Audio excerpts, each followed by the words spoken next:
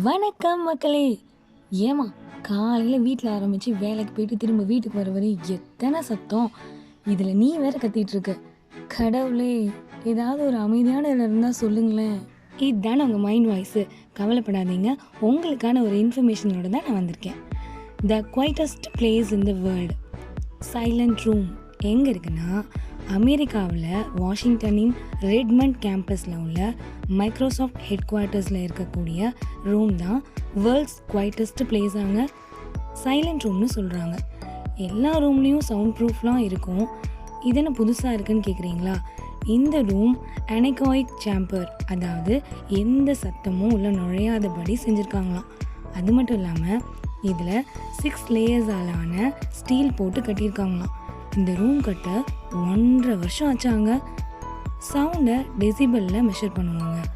இந்த ரூமில் உள்ள டெசிமல் பார்த்தீங்கன்னா -20.3 தானாங்க. சாதாரணமாக நம்ம பேசுகிற சவுண்டு 60 டெசிபலுங்க.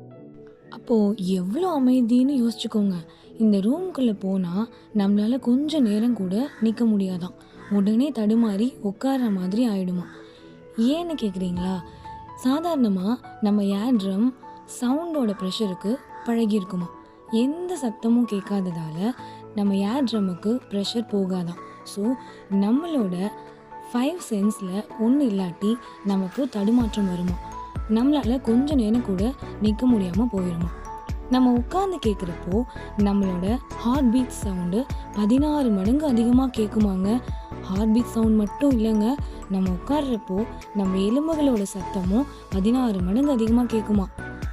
நமக்கு பசிக்கும் போது வயிறு கத்துற மாதிரி ஒரு சவுண்டு கேட்கும்ல, அது கூட 16 மடங்கு கேட்டால் யோசிச்சாலே பயமாக இருக்குங்க. இந்த ரூமுக்கு போயிட்டு வந்து நிறைய பேர் 20 நிமிஷத்துக்கு குறைவாக தான் இருக்க முடிஞ்சது அப்படின்னு சொல்லியிருக்காங்களாம். யாராவது இனிமேல் அமைதியான இடத்துக்கு போகணுன்னு ஆசைப்பட்டிங்கன்னா கண்டிப்பாக இந்த இடத்துக்கு போயிட்டு வாங்க. போயிட்டு வந்துட்டு மறக்காமல் உங்கள் எக்ஸ்பீரியன்ஸை ஷேர் பண்ணுங்கள். Take care. தேங்க்ஸ் ஃபார் வாட்சிங்.